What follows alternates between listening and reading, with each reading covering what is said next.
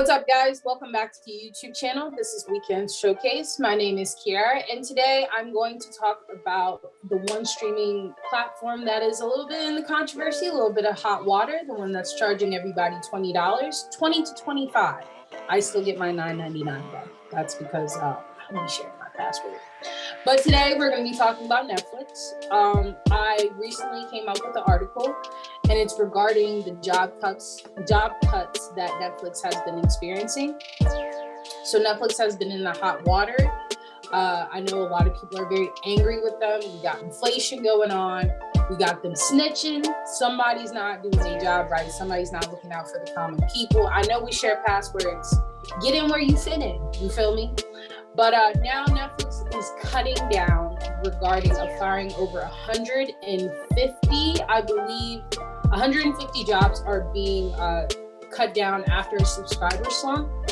It has also been noted that I believe Netflix is also dropping down in the stock market, so it's looking bad. There is no more Netflix and chill.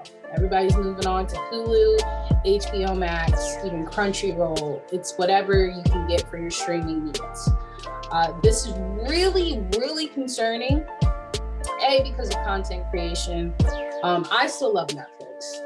They have Ozark. If you guys haven't watched Ozark, get into that. It's spicy, it's dicey, gives me heart palpitations. They just wrapped up their last seasons. Netflix also comes out with really good documentaries, but this is just really concerning regarding content creation. And it also sucks for people who work in the content world. A lot of people who have joined Netflix were promised contracts that expanded out to 6 months to a year, all for them to get a notice of 2 weeks notice regarding of their jobs. So imagine walking into your job, ready to start production, and you get a notice that you only get, I believe they only get a week or 2 weeks of severance pay. Which is crazy because the way that these guys' prices are, almost $5 a pop, 2 weeks is not getting me anywhere. It's only getting me to the corner store and back. So we got a problem. We got a problem.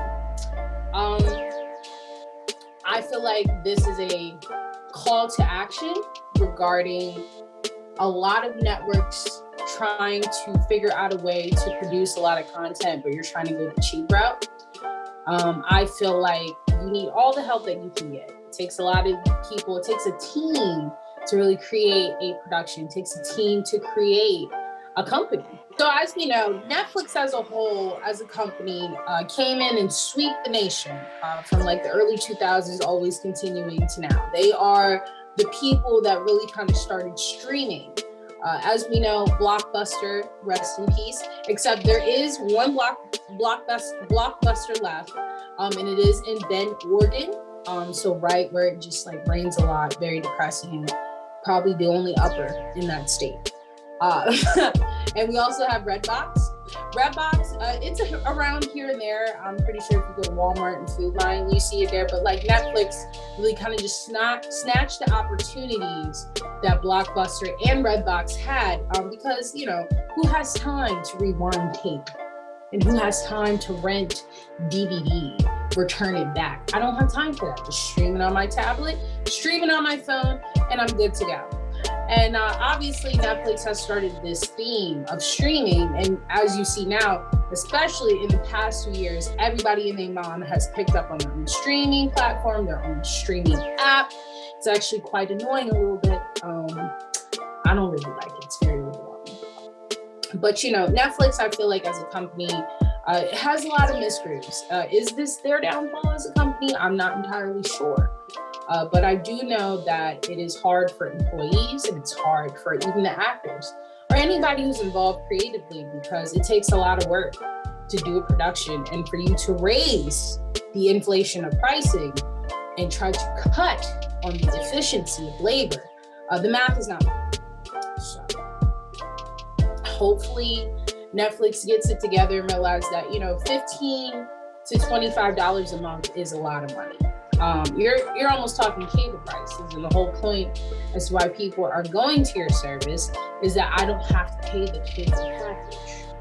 So we gotta stick to the assignment. We're not sticking to the assignment.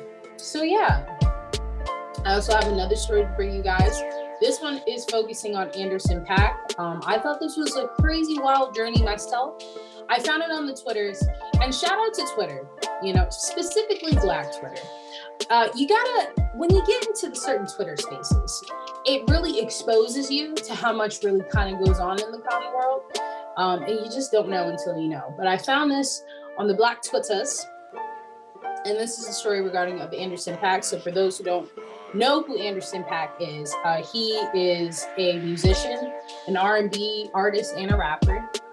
He has always been one of my favorite artists. He was very underground until recently. He's blew up with Bruno Mars and Silk Sonic, and it's been great. He has like a silky pressed wig. He looks like Outkast.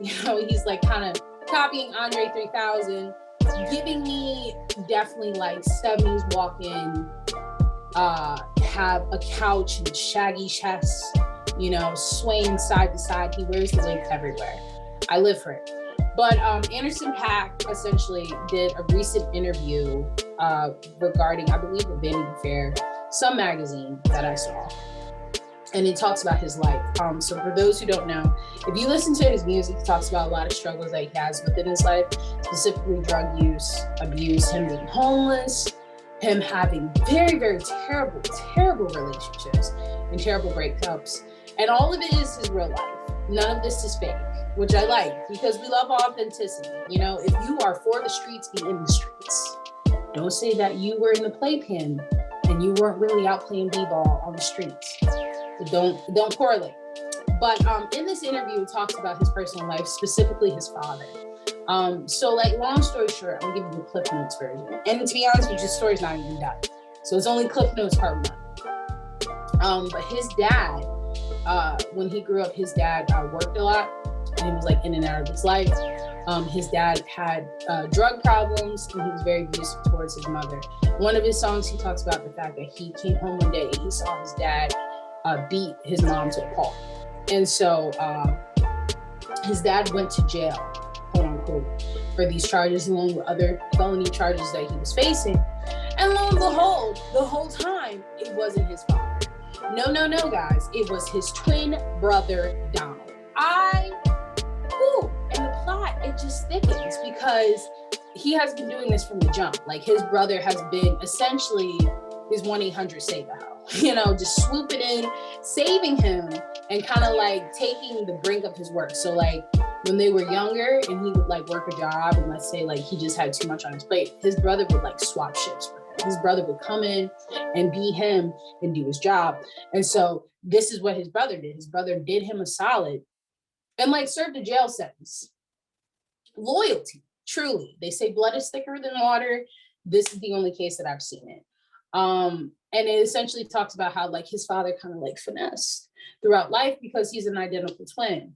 Granted, it doesn't forgive what he did, but it just kind of shows, work smarter, not harder, in all means necessary. So definitely come back with part 2.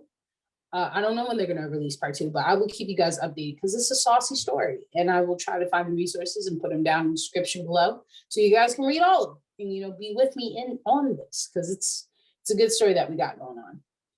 But that's all I have for you guys today. Thank you guys so much for watching the video. Please comment, like, and subscribe. Tell me more about what other stories you want to see, what other things you want to hear, what's going on, what do you want me to say in your face? And thank you guys so much for watching Weekend Showcase, and I will catch you guys later.